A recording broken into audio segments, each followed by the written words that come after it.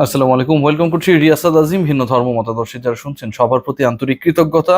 ইফতারের কিছুক্ষণ পরই আসলে এরকম একটা কন্টেন্ট করতে হবে, এরকম একটা আলোচনা করতে হবে, সেটা আসলে চিন্তার বাইরে ছিল।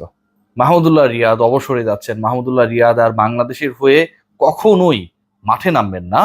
মাহমুদুল্লাহ রিয়াদের শেষ আন্তর্জাতিক ম্যাচ দরজায় এসে কড়া নাড়ছে, এটা মোটামুটি আমরা ক্লিয়ার হয়ে গিয়েছিলাম যখন তিনি কেন্দ্রীয় চুক্তি থেকে নিজের নামটা সরিয়ে নেবার অনুরোধ করেন।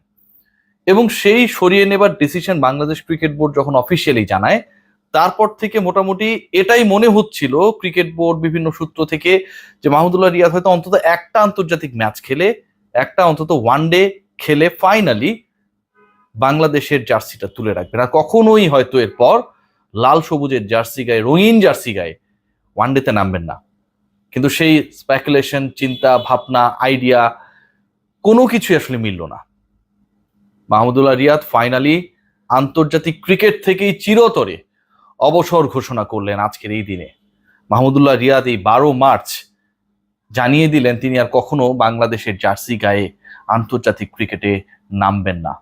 নিধাস ট্রফিতে সেই টান টান উত্তেজনার ম্যাচে যে ক্রিকেটার, যে ম্যাচটা বাংলাদেশ হেরে যাচ্ছে, হেরে যেতে পারে, যেই ম্যাচকে কেন্দ্র করে বাইরের যে ড্রেসিং রুম, আম্পায়ার, ক্রিকেটার, দু দলের চোখ রাঙানি উপেক্ষা করে টানা 2-6 মেরে বাংলাদেশকে জিতিয়ে দিতে পারেন মাহমুদুল্লাহ রিয়াদ, সেই মাহমুদুল্লাহ রিয়াদ আর কখনো কখনো কোনো ফরম্যাটেই বাংলাদেশের জার্সিতে নামবেন না। যে মাহমুদুল্লাহ রিয়াদ চ্যাম্পিয়ন্স ট্রফিতে সাকিব আল হাসানের সাথে বাংলাদেশের দ্রুত 4 উইকেট চলে যাবার পর সেই অনবদ্য পার্টনারশিপটা করেছিলেন, বাংলাদেশকে জেতাতে অসাধারণ ভূমিকা পালন করেছিলেন, নিউজিল্যান্ডের বিপক্ষে বাংলাদেশকে সেমিফাইনালসে তুলেছিলেন, ফাইনালি বাংলাদেশের best ever achievement in ICC ইভেন্টসের সাক্ষী করেছিলেন সেই মাহমুদুল্লাহ রিয়াদ আর কখনো লাল সবুজের জার্সি গায়ে, ওয়ানডে জার্সি গায়ে মাঠে নামবেন না। 2011, 2015 বিশ্বকাপের কথা আপনাদের মনে আছে নিশ্চয়ই, ইংল্যান্ডের বিপক্ষে। সেই ইংল্যান্ডের বিপক্ষে ম্যাচে আমি উইটনেস ছিলাম, আমার কাভার করা প্রথম বিশ্বকাপ দেশের বাইরে, যে বিশ্বকাপে এডিলেড ওভালে কি এক শতক, বাংলাদেশের দ্রুত 3 উইকেট চলে গেছে, সেখান থেকে বাংলাদেশের ঘুরে দাঁড়ানো Mahmudullah Riyad, he became the first ever centurion in ICC event for Bangladesh. সেই মাহমুদুল্লাহ রিয়াদ আর কখনো বাংলাদেশের জার্সিতে মাঠে নামবেন না। বাংলাদেশকে ইংল্যান্ডের বিপক্ষে জেতানো সেই Mahmudullah Riyad, Bengal Tigers knocked out English Lions from the ICC ODI World Cup. মনে আছে নিশ্চয়ই সেই ধারাভাষ্য, সেই কথা। কোয়ার্টার ফাইনালে বাংলাদেশকে তোলা সেই মাহমুদুল্লাহ রিয়াদ আর কখনো ওয়ানডের জার্সি গায়ে মাঠে নামবেন না। কতগুলো স্মৃতি না রিয়াদকে কেন্দ্র করে, শেষ দিকের স্মৃতিগুলো আসলে অনেক বেশি আলোচিত হয়েছে। অন্তত লাস্ট 5 ইনিংস যদি আমরা খেয়াল করি, সেই শেষ 5টা ইনিংসের সবশেষ ইনিংসটা যদি আমরা বাদ দিই, এটা বাদ দিলে অন্য যে 4টা ইনিংস প্রত্যেকটায় অর্ধশতক হাঁকানো ওয়ানডেতে মাহমুদুল্লাহ রিয়াদ আর কখনো মাঠে নামবেন না। মাহমুদুল্লাহ রিয়াদ সেই ক্রিকেটার, যে ক্রিকেটারকে নাজমুল হাসান পাপনের cricket board Chandika Hathurusingha মোটামুটি সিলমোহর লাগিয়ে দেন যে তোমার career is done, you are no more in our thinking, particularly in the one day side. সেই পার্টিকুলার ক্রিকেটার মাহমুদুল্লাহ রিয়াদ মনে আছে, আমার মনে আছে ভাই।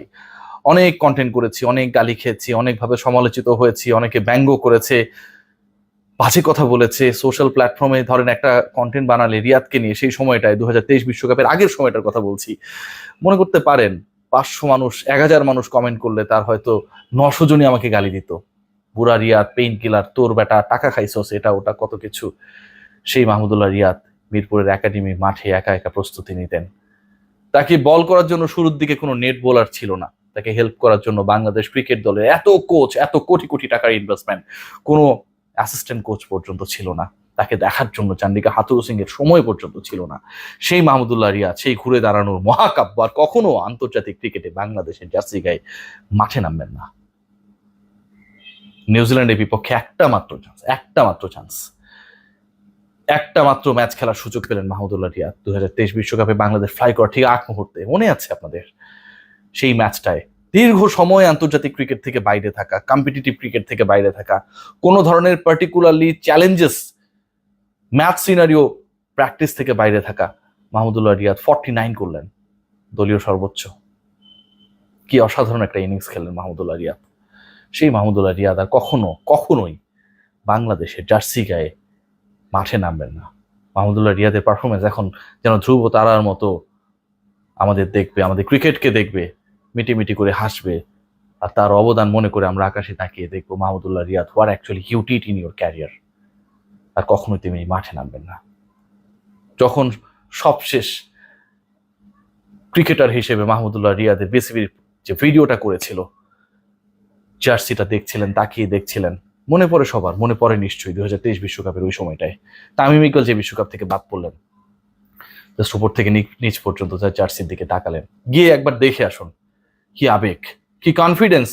সেই কনফিডেন্স নিয়ে মাহমুদুল্লাহ রিয়াদ 2023 বিশ্বকাপ মাতালেন, দেশের হয়ে সর্বোচ্চ রান করলেন, একমাত্র সেঞ্চুরি করলেন, সর্বোচ্চ স্ট্রাইক রেট, সর্বোচ্চ এভারেজ, সর্বোচ্চ 6। কি করেন নাই? সবশেষ যে সংবাদ সম্মেলনটায় কথা বলেছিলেন সেটা ওই সেঞ্চুরি করার পরে মুম্বাইয়ে সাউথ আফ্রিকার বিপক্ষে সেই মাহমুদুল্লাহ রিয়াদকে আর আমরা কখনো অফিসিয়ালি বাংলাদেশের হয়ে ক্রিকেট খেলার পর, কোনো একটা ম্যাচ খেলার পর গণমাধ্যম কর্মীরা কোনো অফিসিয়াল প্রেস মিটে পাবো না। কত বড় একজন কিংবদন্তি ছিলেন। আমরা সবসময় মাহমুদুল্লাহ রিয়াদের অবদানকে ছোট করেছি এবং আমরা আলোচনা করার চেষ্টা করেছি যে মাহমুদুল্লাহ রিয়াদ কি করেছে। ম্যাচ জেতাতে পারেনি, এটা পারেনি, ওটা পারেনি, 2011, 2015 ওয়ার্ল্ড কাপ, 2017 চ্যাম্পিয়ন্স ট্রফি, নিধাস ট্রফি, সবশেষ ওয়ানডে বিশ্বকাপে এই রিয়াদ যদি আরেকজনের সঙ্গ পেতেন, অনেকের কন্টেন্ট দেখে মনে হয় যে বাংলাদেশ যেন মাহমুদুল্লাহ রিয়াদকে দলভুক্ত করেছে যে তিনি একাই জেতাবেন, সুপারম্যান, স্পাইডারম্যান কিংবা শক্তিমান তিনি, বাকি সবাই শুধু চেয়ে চেয়ে দেখবে। রিয়াদ দলে আছে বলে বাকি কারো কোনো কাজ কারবার নেই, সবাই বাড়িওয়ালা, আর কাজের ছুটা বুয়া হচ্ছে মাহমুদুল্লাহ রিয়াদ। তিনি সবকিছু করবেন, করতে না পারলে সব দোষ তার, ঘর কেন পরিষ্কার করিসনি। এই যে টেন্ডেন্সি আমাদের গণমাধ্যম থেকে শুরু করে সবার রিয়াদের ব্যাপারে, সেই মাহমুদুল্লাহ রিয়াদ আর কখনো আমাদেরকে এইভাবে নতুন করে তাকে সংজ্ঞায়িত করার জন্য, তাকে অপমান করার জন্য, ছোট করার জন্য সুযোগ দেবেন না, কারণ তিনি আর কখনোই বাংলাদেশ হিসেবে খেলতে নামবেন না। ভিডিওটা যখন করছি অনেক বেশি আবেগে, অনেক স্মৃতি আসলে আমার মাথায় ঘুরছে। রিয়াদ ভাইকে নিয়ে আসলে বলার কিছু নাই। একটা সময় আমি যখন ইন্ডিভিজুয়ালি আমার কাজ শুরু করলাম, আমার তখন মনিটাইজেশন পর্যন্ত ছিল না, জানেন, এই গল্পগুলো আসলে বলা হয় না। আমার ফেসবুক, ইউটিউব, আমার কোনো কিছুর মনিটাইজেশন ছিল না। আমি 71 ছেড়ে দিলাম, আমার সাথে 3-4 জন ছেলে কাজ করে, আমার জমানো কিছু টাকা ছিল, সেটা দিয়ে আমি হয়তো আমি তাদের স্যালারিটা দেওয়ার চেষ্টা করতাম। খুব ভালো রাখতে পারতাম সেটা না, নিজে খুব ভালো থাকতে পারতাম, আমার তো ইনকাম নেই সেটাও না। রিয়াদ ভাইয়ের ওই সময় 2023 বিশ্বকাপে দলে থাকা না থাকার ইস্যু, প্রত্যেকটা দিন আমি কন্টেন্ট করতাম। অনেক অনেক ইস্যুস ছিল যেগুলো আসলে রিয়াদের তুলনায় অনেক বেশি আলোচিত ছিল, যে কন্টেন্টগুলো আমি চাইলে করতে পারতাম সেই মুহূর্তে, বাট আমি রিয়াদ ভাইয়ের পাশে থাকার চেষ্টা করেছি আমার দায়বদ্ধতা থেকে। আমার কাছে মনে হয়েছে দ্য থিংস আর হ্যাপেনিং, সেগুলো আসলে অন্যায় তার সাথে। সেই মাহমুদুল্লাহ রিয়াদকে নিয়ে কখনো আমারও কন্টেন্ট করা, ঝগড়া করা হবে না। You are a great sportsman. বাংলাদেশের ক্রিকেটে অসাধারণ একটা ব্যক্তিত্ব।